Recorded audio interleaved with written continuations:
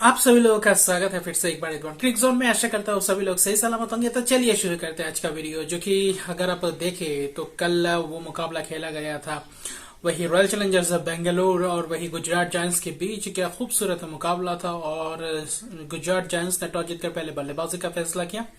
और वहीं पे देखे तो जो पहला ओवर डाला था वो पहला ओवर मेडन डाला था रॉयल चैलेंजर्स बेंगलुरु के गेंदबाज। और वही दूसरी ओर देखे तो उसके बाद जब शुरुआत की मेघना के साथ मिलकर सोफिया डंकली ने जो खूबसूरत अंदाज में बल्लेबाजी की। और वही एक ओवर में देखे तो करीब वही 26 रन भी लिए थे सोफिया डांगली के वही पावर प्ले के अंदर अंदर। और उस पावर प्ले में अगर देखें तो खूबसूरत अंदाज से आखिर में जाकर 64 रन बना दिए थे। और जबकि सोफिया डांगली का एक अनोखी पारी थी जो जिसमें 3 छक्के 11 चौके लगाए, 28 गेंदों में 65 रन की पारी और शानदार अर्धशतक की पारी। आखिर में जाकर श्रेयंका पाटिल ने आउट किया सोफिया डांगली को। और सोफिया डांगली जब तक रहे क्रीज पर तब तक बहुत ही लंबा स्कोर दिख रहा था गुजरात जायंट्स, जैसा कि गुजरात जायंट्स को चाहिए था एक लंबा स्कोर बनाना।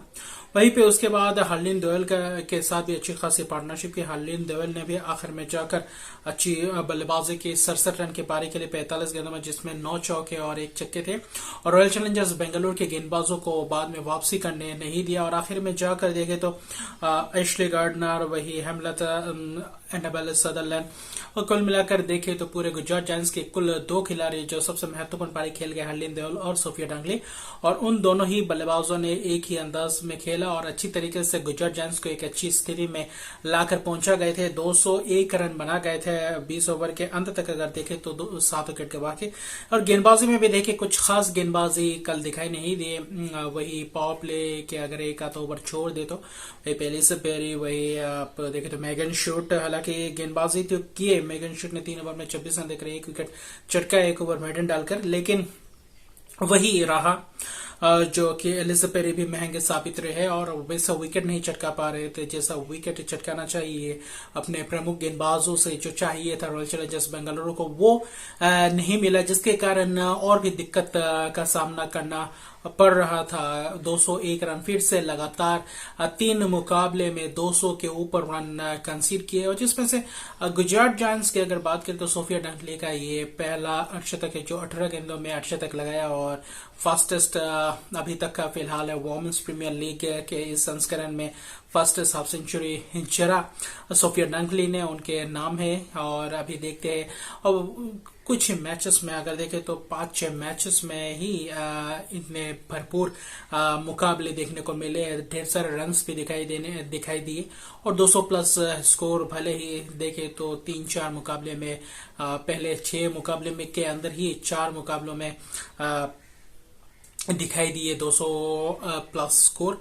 और वहीं पे देखे तो हिदन नाइट ने भी 2 विकेट चटकाए रॉयल चैलेंजर्स बेंगलुरु के लिए। उसके बाद श्रेयंका पाटिल ने भी 2 विकेट चटकाए, लेकिन आखिर में जाते जाते ये विकेट चटकाए। लेकिन जो रन्स कर दिए थे गुजरात जायंट्स ने, 202 रन का लक्ष्य था और ये भी बहुत ही बड़ा ही लक्ष्य था रॉयल चैलेंजर्स बेंगलुरु के सामने। और जो चाहिए था पावर प्ले को यूटिलाइज करना, और वही करने की कोशिश कर रहे थे रॉयल चैलेंजर्स बेंगलुरु के कप्तान स्मृति मंदाना और सोफी डिवाइन कल अलग ही अंदाज में दिख रहे थे, ब्रांचेस के मोड पे लग रहे थे।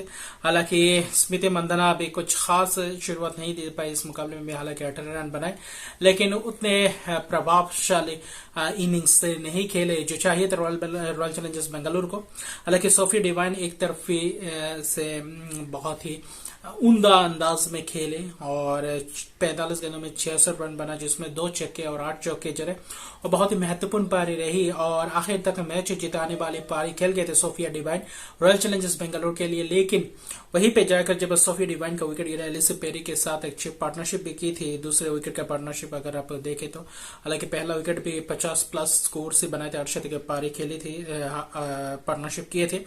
उसके बाद जब देखे जब एलिसा पेरी का विकेट गिरा और वहीं पे थोड़ा बहुत मोमेंटम गुजरात जायंट्स के पास आया जब सोफिया डिवाइन जब तक थे, सोफिया डिवाइन के विकेट गिरने के बाद, जब ऋचा घोष के बाद सोफी डी का विकेट गिरा, उस वक्त ऐसा लग रहा था कि अब रॉयल चैलेंजर्स बेंगलोर के मुट्ठी से ये मुकाबला निकल चुका था। वहीं पे उसके बाद हीदर नाइट ने भी आकर थोड़ी बहुत आक्रामक रवैये से पारी को पुनाया। 30 रन नाबाद पारी खेली 11 गेंदों में और खूबसूरत अंदाज में खेली, लेकिन रन बहुत चाहिए थे और आखिर में वो बल्लेबाज भी नहीं थे। हालांकि एक और गलती की रॉयल चैलेंजर्स बेंगलोर ने, मेगन शर्ट को क्यों उससे पहले भेजा नहीं।